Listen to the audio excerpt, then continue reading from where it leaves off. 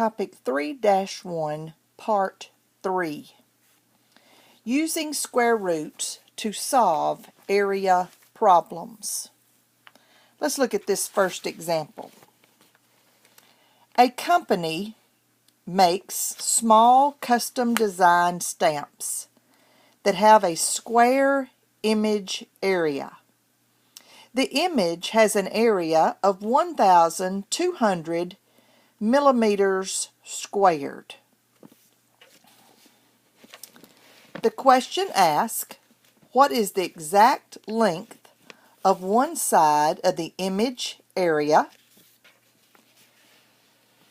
And B part, if your answer is not a perfect square, approximate your answer to the nearest tenth of a millimeter. So that means we will need to round to the nearest tenths if our answer is not a perfect square. And we'll do that by using our calculator. The first thing we will use is the formula for the area of a square to find the length of one side. Recall, when you have a square, all four sides are the same length. If you have a square, you have four right angles if you have a square. To find the area, you will multiply side times side. So side times side gives you side squared. So area is equal to side squared. So what we must do is plug in the values that the reading problem gives us. The reading problem tells us that the image has an area of 1,200 millimeters squared. So I know that the area is 1,200. So for A, I'm going to replace 1,200 equals to S squared. So to solve this problem, we will take the square root of both sides. The square root of both sides. Well, the square root of S squared is S is equal to the square root of 1,200. If you punch in the square root of 1,200 on your calculator, you end up with approximately 34.641.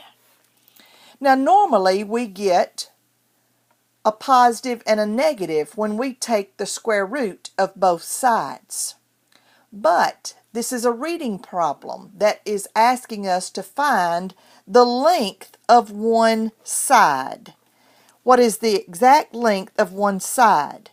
Therefore, length is always positive. You can never have a negative length. Therefore, you will only get the positive answer on this reading problem since S represents a side. Now, we need to round this to the nearest tenth.